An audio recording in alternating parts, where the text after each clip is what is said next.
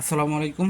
ইনশাআল্লাহ আশা করি সবাই ভালো আছেন। আলহামদুলিল্লাহ আমিও ভালো আছি। যে যেখান থেকে আমার ভিডিওটি দেখছেন সবাইকে অসংখ্য ধন্যবাদ ও সর্বপ্রতি ভালোবাসা রইল। আজকে প্রথমেই আমি ভিডিও যখন শুরু হবে প্রথমেই থাকবে হচ্ছে ধরতে গেলে দুটোটাই আপনাদের জন্য অনেক ভালো একটা সংবাদ। সবচেয়ে বেশি যারা অ্যাপয়েন্টমেন্টের জন্য ওয়েট করতেছিলেন তাদের জন্য। আর আজকে থাকবে ঢাকা, সিলেট এবং চিটাগাংয়ের ভিসা ডেলিভারির আপডেট। ঠিক আছে, তো সবাই ভিডিওটা পুরোটা দেখার চেষ্টা করেন আর অবশ্যই শেয়ার করে দেবেন।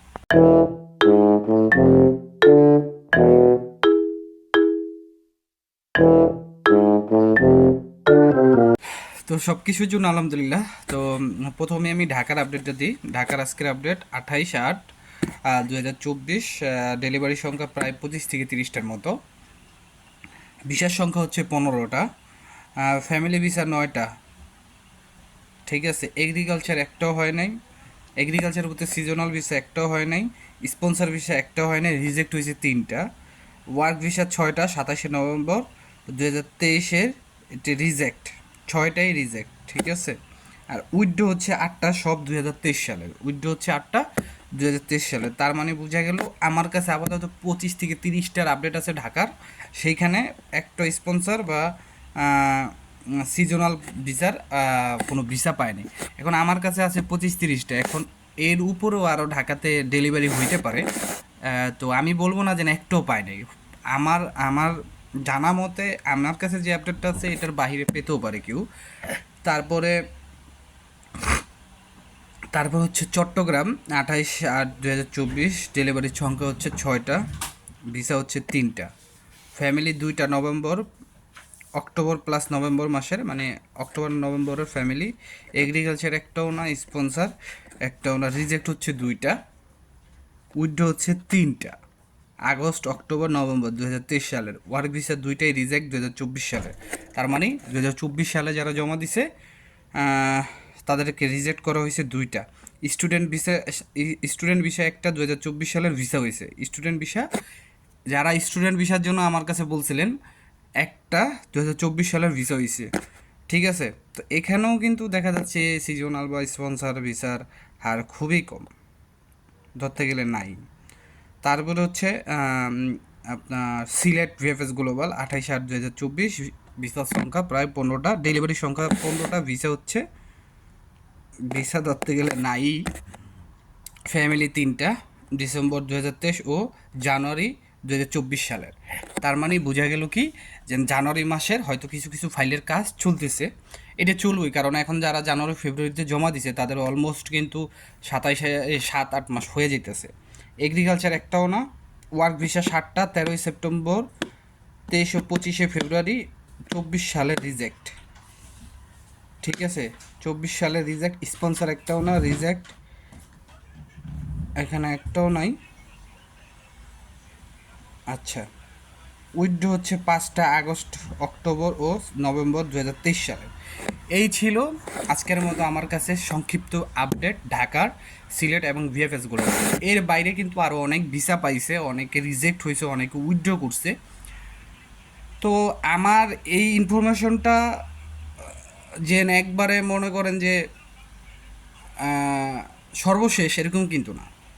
এর বাইরেও আরও আমার এই ইনফরমেশনটা যে একবার সর্বশেষ আপডেট এরকম না, এরকম আরও বাইরেও কিন্তু আরও আপডেট আছে। তো সেই ক্ষেত্রে আমি আপনাদের বলবো যে আপনারা ওয়েট করেন, আর কয়টা দিন ওয়েট করেন, কিছুদিন আপনারা পেয়ে যাবেন। তারপরে যদি আমি একটু আপনাদেরকে একটু আপনাদের যে অ্যাপয়েন্টমেন্ট, সেই অ্যাপয়েন্টমেন্টের আপডেট দিই, তাহলে আপনারা একটু খুশি হবেন, কারণ অনেক দিন ধরে আপনারা এই অ্যাপয়েন্টমেন্টের জন্য রয়ে গেছিলেন। তো অ্যাপয়েন্টমেন্টের আপডেটটা হচ্ছে, অ্যাপয়েন্টমেন্টের যে আপডেটটা সেটা হচ্ছে, দেখেন, এক ভাই আমার ভিডিওর নিচে কমেন্ট করে আমার বলছে যে আলহামদুলিল্লাহ এপ্রিলের 24 তারিখ অ্যাপয়েন্টমেন্টের জন্য মেল করছিলাম, আজ 28শে আগস্ট অ্যাপয়েন্টমেন্ট পেলাম, সবাই আমার জন্য দোয়া করবেন। আমি স্ক্রিনে দিয়ে দিব, উনি আমার ভিডিওর নিচে কমেন্টস করছে। তো এতটুকু বোঝা যায়, আমার কাছে আরও আপডেট আছে, এতটুকু বোঝা যায় মার্চের, প্রায় মার্চের ধরতে গেলে অ্যাপয়েন্টমেন্ট দেওয়া শেষ। এখন এপ্রিলের দেওয়া হয়েছে, তা যেহেতু বোঝা গেল এপ্রিলের 24 তারিখ, তার মানে মোটামুটি এপ্রিলের 24 তারিখের আগে যে ডেটগুলো ছিল এগুলো হয়তো বা মোটামুটি দেওয়া হয়ে গেছে। তারপরে আরেকজন আছে, এটা হচ্ছে ভিএফএস গ্লোবাল একটা গ্রুপে শেয়ার করছিল। আলহামদুলিল্লাহ অ্যাপয়েন্টমেন্ট পেলাম নোলস্তা 20 মার্চ 2024, মানে মার্চ মাসে 20 তারিখ করছিল 2024-এ। ইমেল করছিলাম 24 এপ্রিল। তার মানে ওইটার এটা সেম, তার মানে ওইটার এটা সেম, তার মানে বোঝা গেছে আজকে 24 এপ্রিলের ইমেলে রেসপন্স করা হয়েছে, মানে তারা ডেলিভারি দিছে, সরি অ্যাপয়েন্টমেন্ট ডেট দিছে। রেজাল্ট পাইছে আজকে, অ্যাপয়েন্টমেন্ট ডেট 11ই নভেম্বর, মানে 11ই নভেম্বর অ্যাপয়েন্টমেন্ট ডেট দেওয়া হয়েছে। তো এতে এতে ক্ষেত্রে আমার বোঝা যায় যে আপনার আলহামদুলিল্লাহ যারা এপ্রিলে আবেদন করছেন, আপনার এপ্রিলের 20 থেকে 22 তারিখে বা এপ্রিল মাসে যারাই আবেদন করছেন, আপনাদের সকলের অ্যাপয়েন্টমেন্টের ডেট আপনার এই মাসে হয়তো বা পেয়ে যাবেন। তারপরে এপ্রিলের পরে মার্চ, এপ্রিল, মে মাসের ডেট দেওয়া হবে। মানে যে যে সময়ে আপনারা মেল করছেন সেই সময় অনুযায়ী কিন্তু আপনাদেরকে অ্যাপয়েন্টমেন্ট দেওয়া হবে। আর ধৈর্য হারা হবেন না। আর আরেকটা বিষয় হচ্ছে, যে বিষয়টা সেটা হইলো আপনার যারা এই যে আপনার সেপ্টেম্বরের 9 তারিখে অবস্থান কর্মসূচি বা মানববন্ধন যেটাই বলতেছেন, ইতিমধ্যে এটা ইটালি তো সবাই যায় না, এটা কি আপনারা জানেন? ইটালিতে সবাই জানে, আপনি এমনকি আপনার ভালো ভালো যেই পর্যায়ের লোকের আছে তারা সকলেই এই বিষয়টা আপনাদের জানছে, কারণ তারা কিন্তু ইতিমধ্যে বাংলাদেশের উপরে ভালোভাবে চোখ রাখতেছে। আপনাদের এই একটা জিনিস এখন বুঝে দিতেছে, আপনারা সকলেই জানেন এর আগে এই নুরস্থার বিষয় নিয়ে কিন্তু ইটালিতে অনেক কথা হয়েছে। তো এখন 2025 সালের যে আপনার ফ্লো সিট আছে, হয়তো বা ফ্লো সিটে বাংলাদেশের নামটা নাও থাকতে পারে, এরকম অনেক জায়গায় শোনা যেতেছে। তারপরে আমি আপনার মিলানের যে কাউন্সিলর, তার ভিডিও তো দেখলাম, তিনি বলছে আসলে আমি যদি এখন আপনাদেরকে বোঝানোর চেষ্টা করি তাহলে আপনারা বলবেন দালাল, আমি এর সাথে জড়িত অনেক কিছু।